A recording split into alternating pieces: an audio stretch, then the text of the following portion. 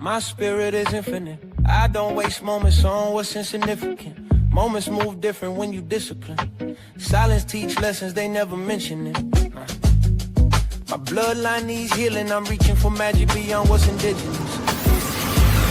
Not just the drums or the rituals, but the knowing that live in the sinew and ligaments. I walk slow, but I ride. Happy Monday, everyone, and welcome back to another round of My Patriot Report Live.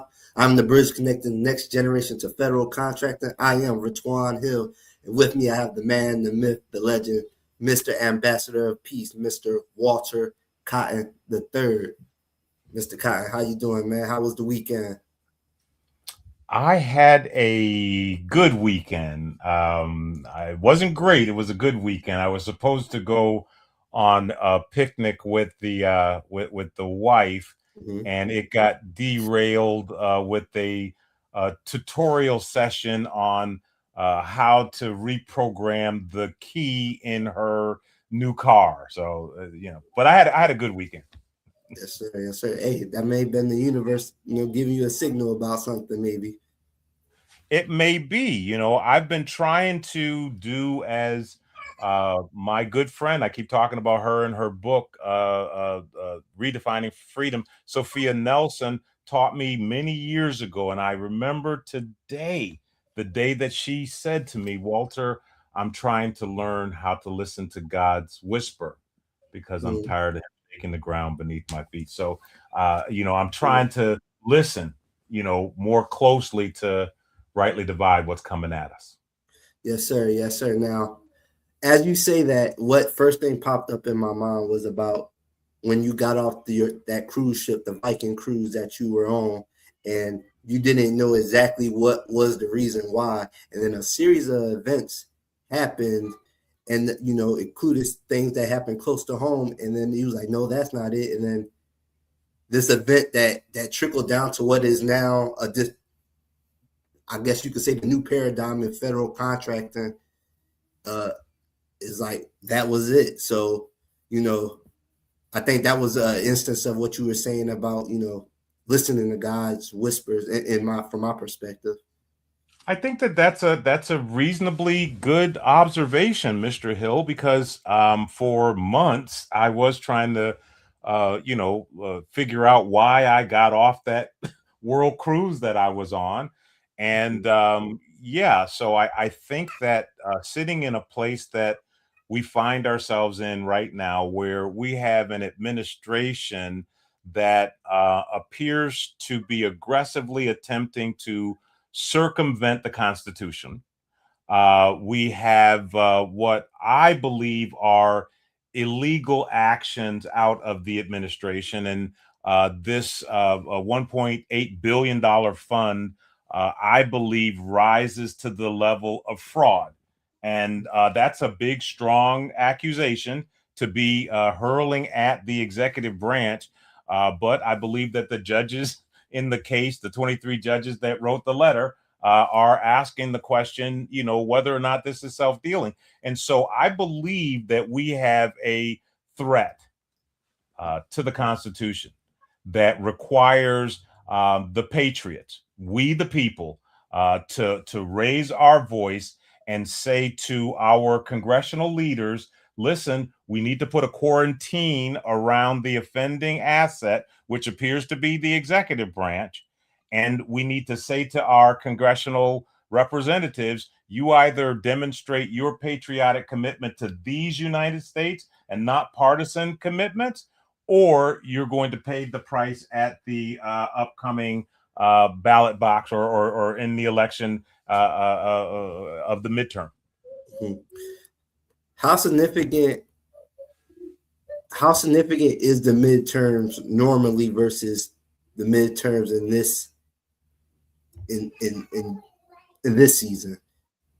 I think that in this season, the midterm election is critical because we have something afoot right now that is playing or wreaking havoc within our political systems.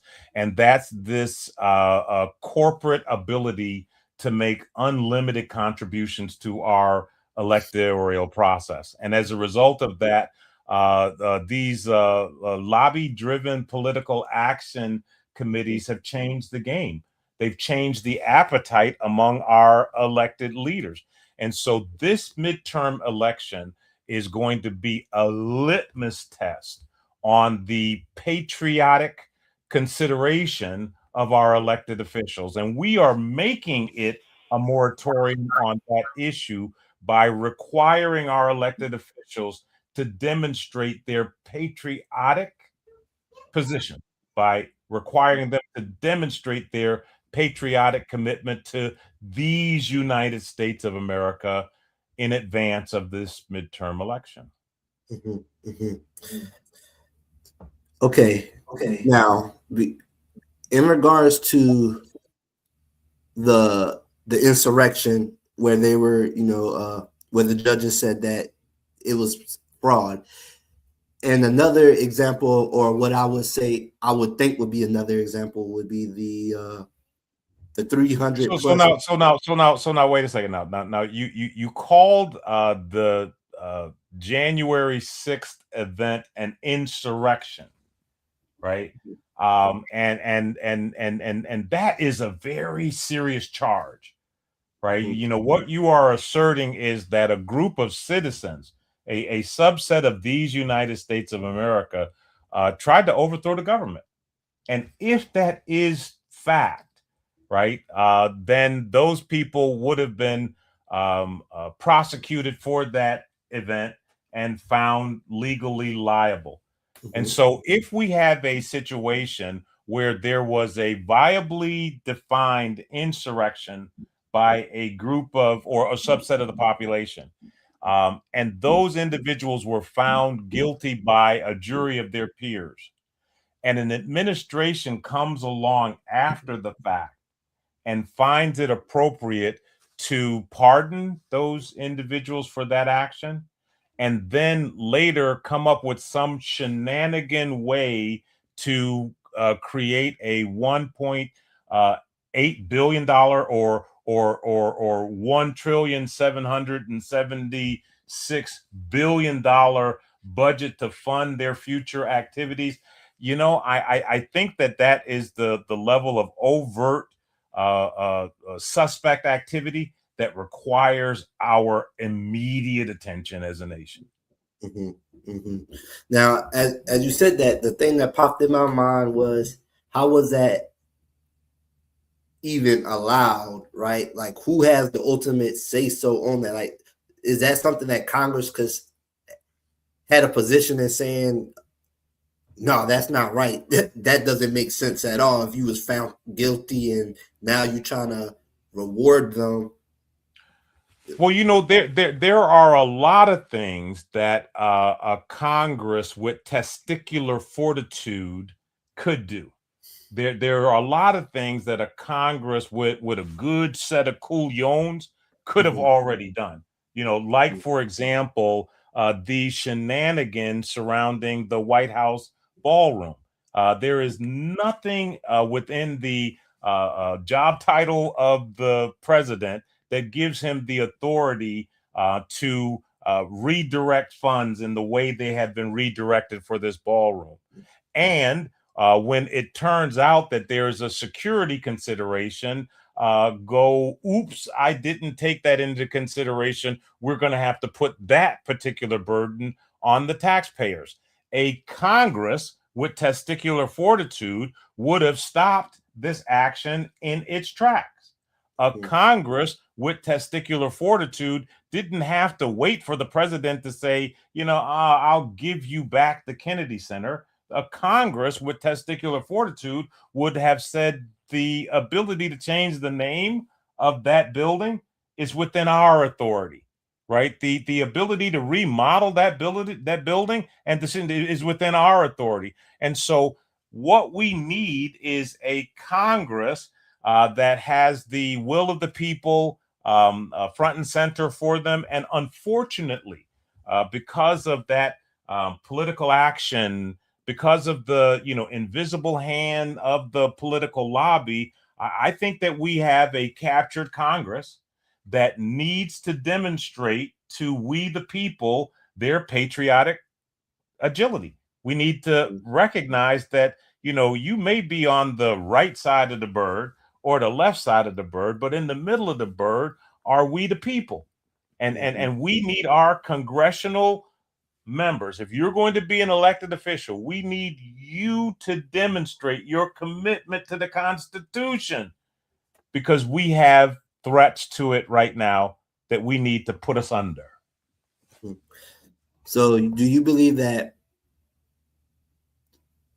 it's essential for we the people, the citizens, to engage with the Congress, even regardless if they're consistently showing that they're not using their powers that they have to, ultimately control or reign in the executive branch? Do you think it's essential for the citizens to reach out, or do you think that Congress is too far gone? I think that we need to reach out to Congress in an organized way. And that requires us to first remind ourselves of our rights, right? We have been bamboozled, hoodwinked. I think Malcolm said run amok in thinking that the congressional leaders are some type of power players in our communities that are untouchable, right? These are people that are elected by the people and they work for the people. And so the opportunity is for us to re-educate the citizens to what their rights are and cause them to more fully engage in the political process.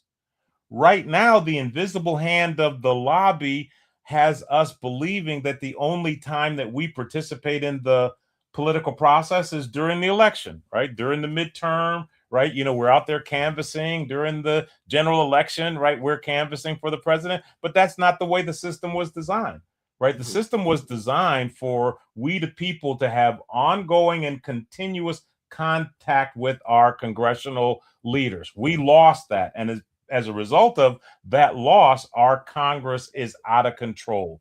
But I've got a strategy. I've got a plan that will allow us to reverse that action. And I'm looking forward to unpacking that and sharing that with the audience as well. Yes, sir. Yes, sir. Now, in regards to that, we've been, educating the audience to the fact that they do have the power to, rein in the Congress and make things that affect the citizens in a positive way. They have the control to be able to do that. And our example was with the two bills, the Contract Our Veterans Act and the Veteran Member Business Loan Act, which you guys have been doing because we've been seeing the numbers increase consistently throughout the weeks. So we thank you for that. But how significant do you think that from the overall United States for all citizens, how significant do you think those bills getting passed and people actually seeing that actually happen, how significant do you think that is in regards to people realizing that they do have the power? Well, I think from a first things first perspective, the signal that sends to the nation, passing that Contract Our Veterans Act and the Veteran Members Loan Act, it sends a indication to him and her who bore the battle that America cares for you, right? America's got your back. And the importance of that in a season where we have an all-volunteer army is that it points to the rate at which future generations will serve in the defense of this nation. So the importance of passing that bill that allows him and her who already bore the battle to self-determine more fully by participating in government contracting is critical. It's an important signal or telegraphing agent. The other side of that equation is that The Congress currently only expects us to show up at the ballot box and participate in the process. I'm actually trying to figure out a way to land the plane, Mr. Hill. Maybe we should let the audience in on our little secret in that regard. Sometimes I will get down a stream of consciousness and lose my way. And so Mr. Hill always tells me I have to land the plane when that happens. So in this particular instance, you asked me the question of how us demonstrating this would help us remember our importance as voters. Was that the question that you asked? Yes. How significant this actually and the first part of the answer was it sends a very important message to our veterans. But the other thing that it does is I think it sends a very important message to our elected officials about the fact that we do understand what our rights are. We do understand how we can control the political process such that we have policymakers in office that have our interest at heart, that are doing the people's business, if you will. And I said a minute ago that I have a solution that I would like to proffer, that I'd like to offer, that will help us resolve that challenge moving forward. And it's borrowing from a model that a friend of mine, Justin Brown, has called Hill Vets. Go and Google that. I will put the URL across the screen. And under the Hill Vets model, for the better part of the past 15 years, Justin has been recruiting veterans to become staffers in the Congress or the congressional offices and the offices of senators. And so, again, if you go and look out at the Hill Vets platform, they have a fellowship of hundreds of individuals that have been very influential on the federal level as staffers within our senator and Congress offices. What I'd like to do is I'd like to take that example and I'd like to bring that down to the state level. I'm going to take my friend Justin Brown's Hill Vets model, and I'm going to bring that down to the state level such that we are recruiting veterans. And if you're a veteran that's within the sound of my voice, hear me, hit us up so that we can get you placed. And we're going to put you in a staff position within a senator, a state senator, or state representative's office, within the governor's office, or within the local mayor's offices within your community. Because the truth of the matter is, in business, capital matters, right?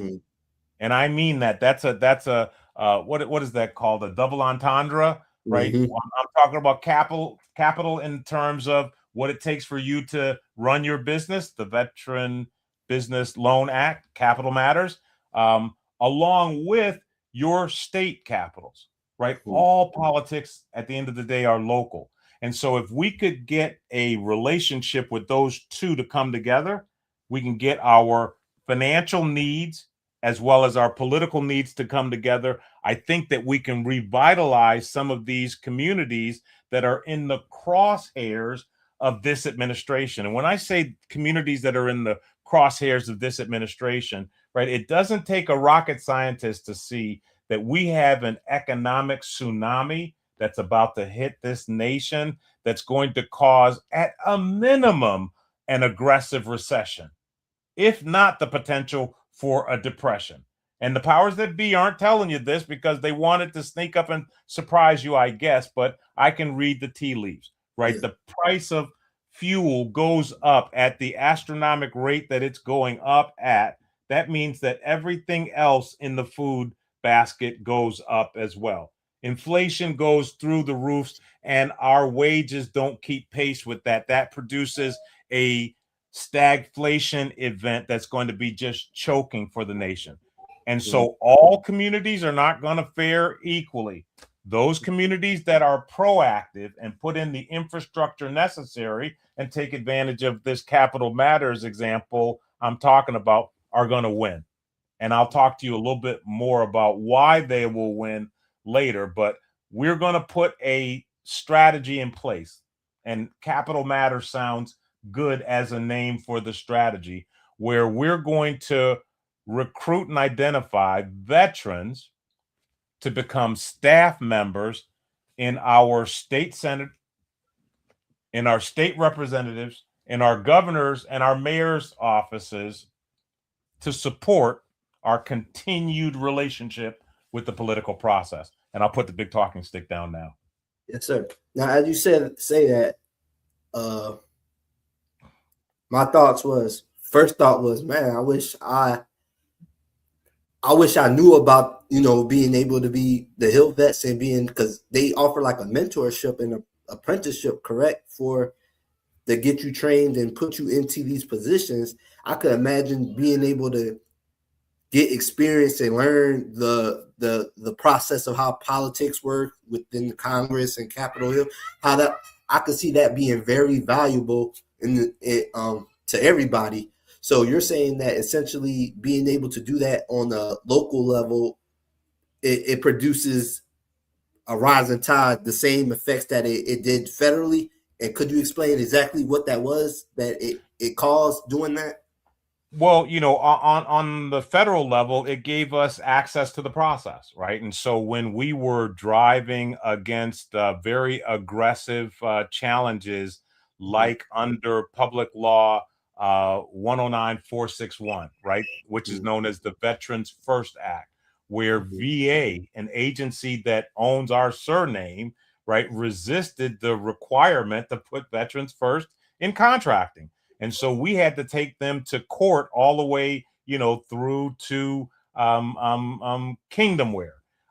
It was during that particular season that our friends at Hill Vets were instrumental in creating committee meetings. They were instrumental in creating hearings that allowed us to explain our position to Congress. And the only reason they were able to do that is because our friends were, the key staffers in the leaders' offices, right? The leaders of the committees. And so the leaders of the committee controlled the schedule. And so the history that we had on the federal level of producing successful legislative outcomes is what's motivating me to suggest that, hey, if we take that and we extended it down to the state level, maybe we could reduce some of the shenanigans and some of the disenfranchisement that we're seeing in some of this gerrymandering and some of the more partisan efforts that we're seeing at the local political level. Mm-hmm. So essentially, you're saying that being able to have the veterans or citizens in positions, in these staffer positions, ultimately allows us to be able to organize committees where we could address our issues directly, that can actually directly go into Congress, to congressmen or representatives to be able to address those issues or create bills. Absolutely, because at the end of the day, congressional appointed elected members are people too, right? They have a limited body of information, and they only know what the people around them, right, help keep them informed on.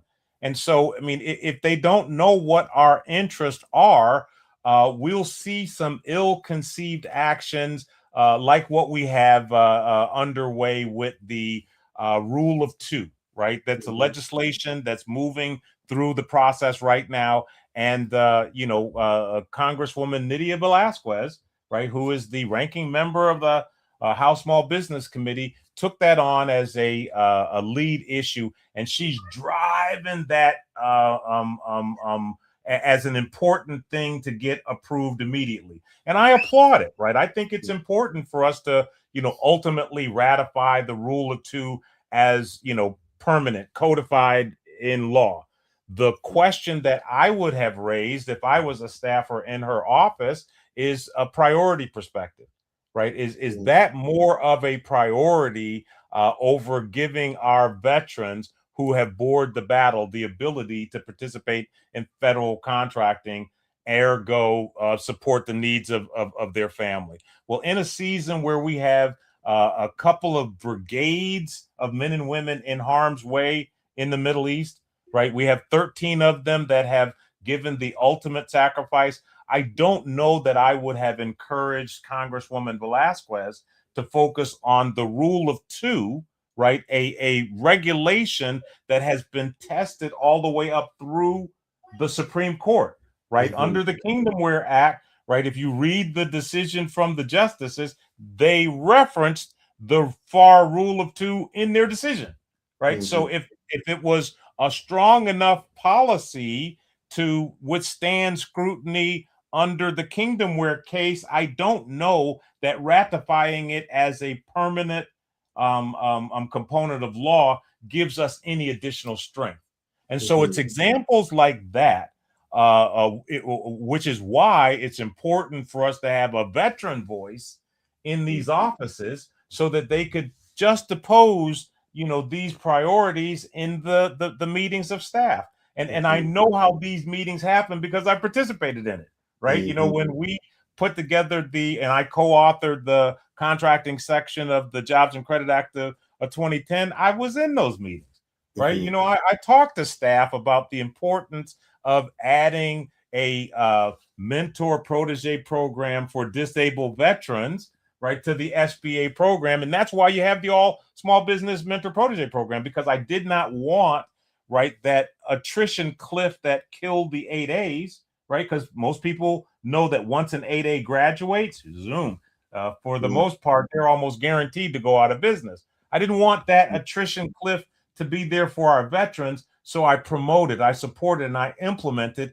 a mentor protege program that gave them a succession planning strategy, right? So that they could grow to other than small business after, right, they exploded the size standard. I'm saying all of this to say that if we understand how our political processes work, we can make a contribution to enhancing them that works for all American citizens. And I'm encouraging us to get our veterans' voice at the table. Yes, sir. Now, with the rule of two, the thing that popped in my mind, or the question that popped in my mind, is if they're disrupting all the other socioeconomic statuses outside of veterans and HUBZone, how strong or how effective would it be to have the rule of two? Would it still apply to those 8As, women-owned small businesses that are in the crosshair? Well, the rule of two is really designed to protect the critical asset, which is our small business, right? It's not designed to run across these other preference lines, right? It's designed to protect the thing that keeps us most secure, and that is a robust small business industrial base, right? What we learned historically is that if we have a robust small business industrial base, the war profiteers can't gouge us when we have to consider mobilization, right? And it equally gives us the agility to recover against geopolitical shifts, right? When we don't have monopolies and oligopolies that can cause us to do asinine things like spend all of this money building out data centers to fuel AI when we have evidence from innovations that have come from DeepSeek that suggest that the economics of that equation has changed aggressively. And even though the economics of that equation have changed aggressively, the financial industrial complex won't let the idea go that we need these data centers. Go figure. It's critical that we, the people, get our arms around what's going on in our nation and the kinds of headwinds that are coming at us so that we can adjust our sails to tack most effectively against this season. And in this season, we have an enemy that's enemy. the enemy, the threat to these United States is coming from within. And it's important that we start smelling what they're cooking so we can change the menu. One last question that popped in my mind as you were saying that. Do you think they're throwing the book at us? And when I mean throwing the book at us, I mean everything with the Strait of Hormuz happening, rising prices, inflation not meeting with wages. Do you think they're throwing the book at us so we can't effectively be able to focus on what's actually really going on? Because if we're too distracted and our mind is worried about surviving and gas prices and all this, that we don't have the capacity to be able to even focus on what actually really matters. Do you think that's the case here? You start with the premise that there is a they that is doing this. And so I would need to understand who you are defining as the they, right? Who is they? Is it the federal government? Is it the Congress? Is it the United Nations? Is it the corporate industrial? I mean, who is they? And honestly, that's a good question. And that's what I would like to have. That's what I would like some clarification on, because I really don't know who they is. Is it the executive branch? Is it global? Is it, sometimes it seems like they all are interconnected and they're working together. So I'm not sure exactly what's the truth. So if you could provide clarification and who, from your perspective, what you think might be the actual cause. Is it the executive branch, or is it something bigger? Like, what are we looking at? There is a invisible hand that has been influencing and manipulating actions, not just in these United States, but globally for centuries. And although my hyper focus is on economics, I will gladly entertain an action that unpacks my perspective on who they are